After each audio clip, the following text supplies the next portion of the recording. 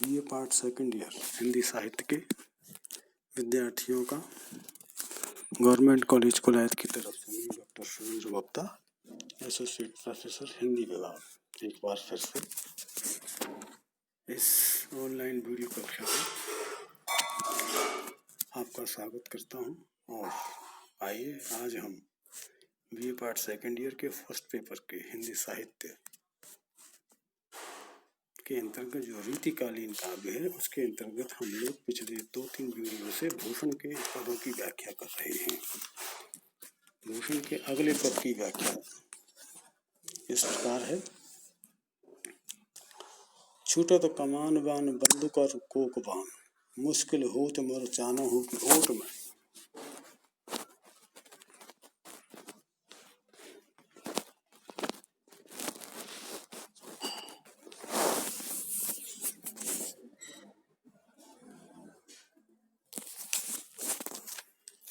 ताही समय शिवराज हुकुम के हल्ला कियो, दावा बान दूषण पे बीरन ले चोट में। भूषण बनत तेरी हिम्मत, कहाँ लको किम्मत यहाँ लगी है जाकी झट चोट में। ताव दे दे मूछन अंगूरन पे पाव दे दे, घाव दे दे अजीम को कोट में। देखिए इसमें पद तो वही भूषण द्वारा रचित शिवा प्रशस्ति से लिया गया है और इसमें कवि ने वीर शिवा के जो युद्ध संचालन है, चातुर्य है, अद्वितीय शौर्य है और जो निर्णय करने की क्षमता, नेतृत्व के जो कुशल संचालन होता है उसका यहाँ पर वर्णन किया है। कवि कहता है कि जिस समय महाराज शिवाजी और औरंगजेब की सेना के बीच भयंकर युद्ध हो रहा था तो दोनों ओर से सेनाएं धनुष, बाण, बंदूक और बाणों की वर्षा कर रही थी। तो उस दौरान युद्ध भूमि में रण क्षेत्र में मोर्चे की ओट से बचने के लिए बड़ी सैनिकों को कठिनाई हो रही थी। तो ऐसे कठिन समय को देख करके वीर शिवाजी ने उत्साह पूर्वक क्या कहा वो इसके अंतर्गत है। और फिर क्या परिणाम हुआ, सैनिकों की क्या प्रतिक्रिया हुई, उस परिस्थितियों को यहाँ कवि ने किस शब्दावली के साथ, ओज शब्दावली में वीर रस के साथ यहाँ पर वर्णन किया है वो द्रष्टव्य है। छूटत कमान बान बंदूकरी कोक बान। देखिए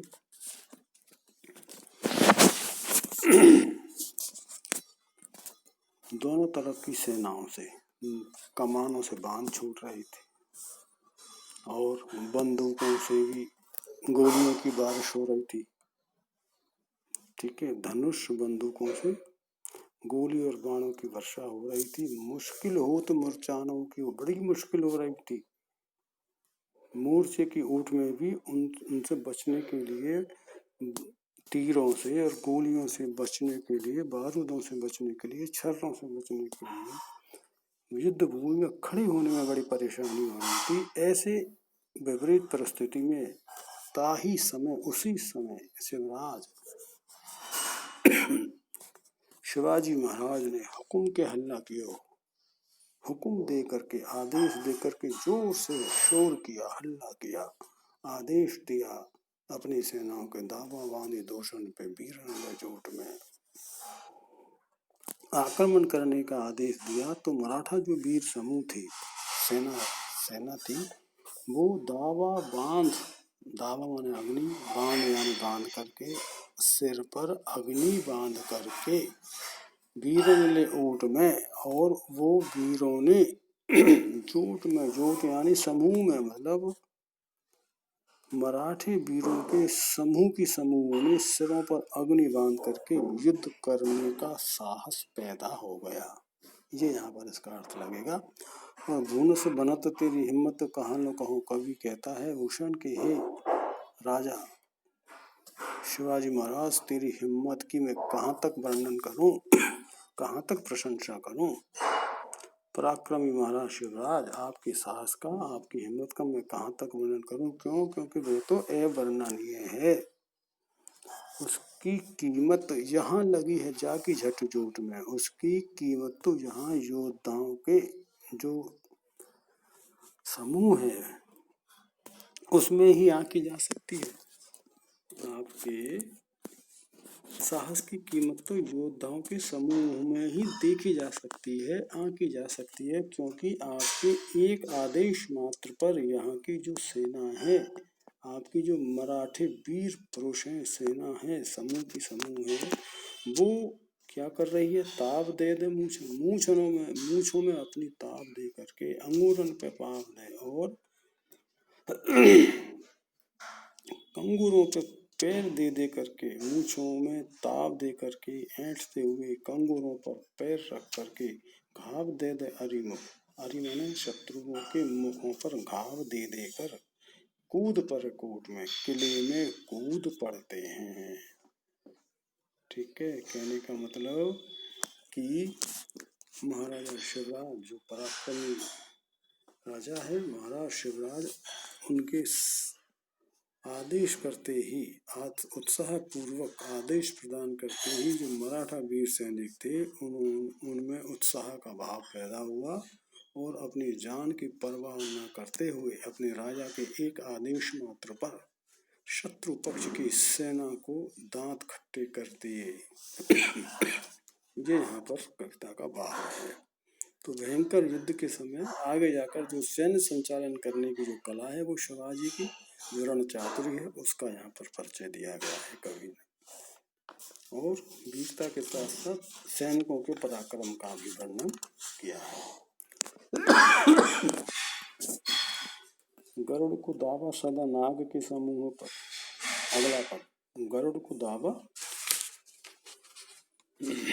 सदा नाग के समूह पर, दावा नाग जुह पर सिंह सरताज को, दावा पुरुहूत को पहाड़न के कुल पर, दावा समय पश्चिम के गोल पर बाज को। इसी तरह का ये 8 पंक्तियों का छंद है। ये भी शिवा प्रशस्ति से ही उद्धृत है, लिया गया है, और इसमें शिवाजी के प्रभाव का चित्रण है। विविध विविध जो उपमान है, उन उपमानों का उदाहरण को देख करके कवि के भूषण ने अपने आश्रयदाता महाराज शिवाजी के शौर्य का उल्लेख किया है, और क्या कहा है कि पक्षी गरुड़ का भी प्रभुत्व सदा सर्पों के समूह पर रहता है। पक्षी राज गरुड़ को दावा रहता है, प्रभाव रहता है नाग के समूह पर, और दावा नागजू पर सिंह सरताज को, और बलशाली जो सिंह का प्रभुत्व वो किस पे रहता है? नागजूह पर, नागजूह मतलब हाथियों के झुंड पर। इसका रहता है सिंह सरताज का, सिर का। इंद्र का प्रभाव पर्वतों के कुल पर माना जाता है।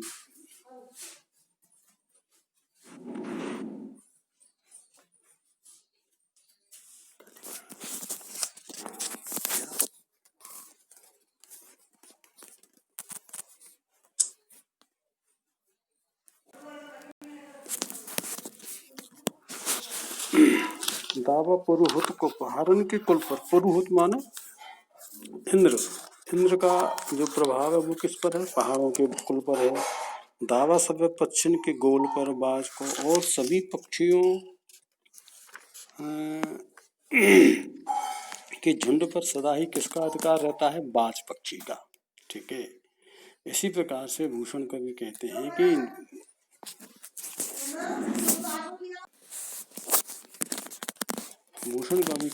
इसी प्रकार से भूषण अखंड नवखंड महिमंडल में ब्रह्मांड के 9 खंडों, 9 भागों, 9 दिवों में विभक्त है पूरा ब्रह्मांड। तो इसमें पृथ्वी पर व्याप्त अंधकार पर सूर्य की किरणों का प्रभाव रहता है। भूषण अखंड नवखंड महिमंडल में तम पर दावा रवि किरण समाज को, और पूर्व पछाएं देश दक्षिण ते उत्तर लो, और पूरब से लेकर पश्चिम तक पूर्व पछाएं देश, दक्षिण से उत्तर लो, दक्षिण से उत्तर दिशा तक। जहाँ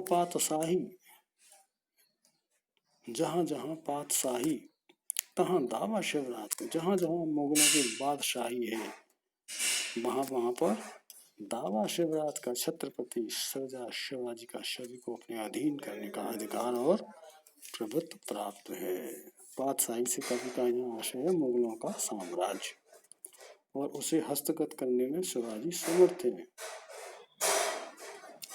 यहाँ पर सूर, सिंह, इंद्र, पक्षीराज और बाज उपमानों का प्रयोग करके कवि ने शिवाजी के प्रभाव की सशक्त व्यंजना की है। ऊंचे घोर मंदिर के अंदर रहने वाली, ऊंचे घोर मंदिर के अंदर रहती है। देखिए इस पद के अंतर्गत क्या है कि भूषण कवि ने मुगल स्त्रियों के मन में बैठे जो शिवाजी के जो भय है उसका मनोवैज्ञानिक वर्णन किया है। क्या कहते हैं कवि कि ऊंचे घोर मंदिर के अंदर रहने वाले ऊंचे बड़े बड़े जो विशाल महलें हैं उनमें शत्रुओं की जो स्त्रियां हैं वो ऊंचे ऊंचे भवनों में रहती थी। मंदिरों में रहने वाली घोर मंदिर के अंदर रहती है। अब वो क्या है कि भयंकर पर्वतों की गुफाओं में रहती है। ठीक है, कंदमूल भोकर कंदमूल भाग कर है। वो भी पहले अपनी भोजन की थाली में मधुर पदार्थों से बने स्वादिष्ट भोजन किया करती थी शत्रु पक्ष की स्त्रियां। वही अब वनों में भटकती हुई कंदमूल फलों को खाकर अपने जीवन का निर्वाह करती है। 3 बेर खाती थी बेटी, वो 3-3 बार दिन में भोजन किया करती थी। वो अब केवल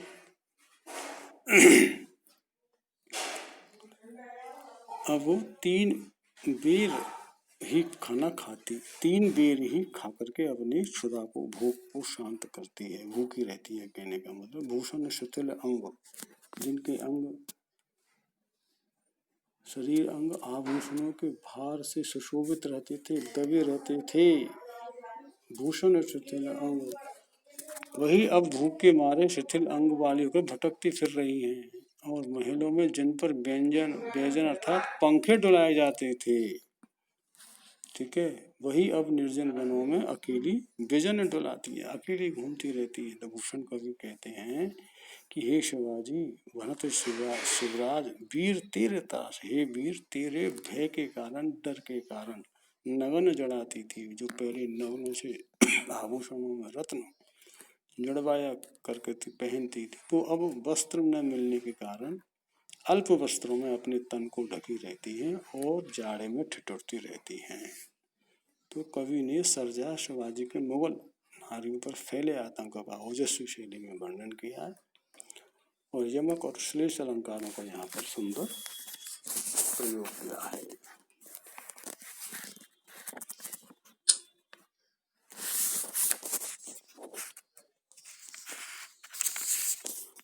मुंड कटत कहूँ रुंड नटत, कहूँ सुंड पटत घन,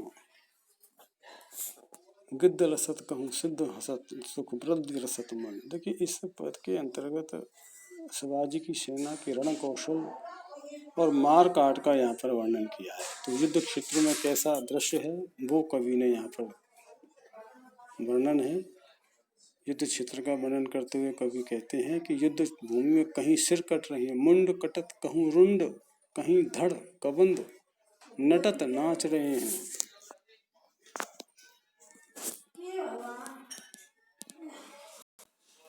कहीं सुंड पटत, कहीं सुंड पटत, सुंड पटत मतलब हाथियों की बहुत सी सूंड कट कट कर युद्ध क्षेत्र को पाट रही हैं। गिद्ध लसत कहूँ सिद्ध हसत, कहीं पर गिद्ध प्रसन्न होकर झपट रहे हैं शवों पर, कहीं सिद्ध हसत, कहीं पर सिद्ध लोग योग सिद्धि करने के लिए हंसते हुए मन में सुख की अभिव्यक्ति कर रहे हैं, और कहीं पर भूत प्रेत घूम रहे हैं। भूत फिरत करत भूत निरत बलपूर्वक एक दूसरे को चीना झपटी करते हुए वो लड़ रहे हैं। निरत सुरदूत, सुरदूत यानी यमराज के भी दूत वहां पर मृत लोगों को लेने के लिए घूम रहे हैं। चंडी नचत गण मंडी रचत, और रणचंडी वहां नाच रही है। कालिका के गण भी अपनी मंडलियां बना रहे हैं। गण मंडी रचत रच रहे हैं, बना रहे हैं। धून डंडी बचत जो है, और हाथों में छोटे छोटे डंडे लेकर बजा रहे हैं। भूषण कवि कहते हैं कि इम ठान घोर घमसान अति भूषण तेज कियो अटल। इस क्या कह रहे हैं कि अपनी तलवार के बल पर अड़ग रहने वाले उस मुगलों की सेना का नाश कर दिया और अपने तेज प्रताप को पृथ्वी पर अटल कर दिया। ये इस कविता का, तो इस पद के अंतर्गत ओजस्वी शब्द चित्र, इसमें शब्द चित्र उभर के आता है। पर्यावरण की आवृत्ति से ओज गुण है, वीर रस की अभिव्यंजना है, इसमें रौद्र रस भी दिखाई देता है और अनुप्रास यमक अलंकार है। छप्पे छंद की यति गति इसमें द्रष्टव्य होती है।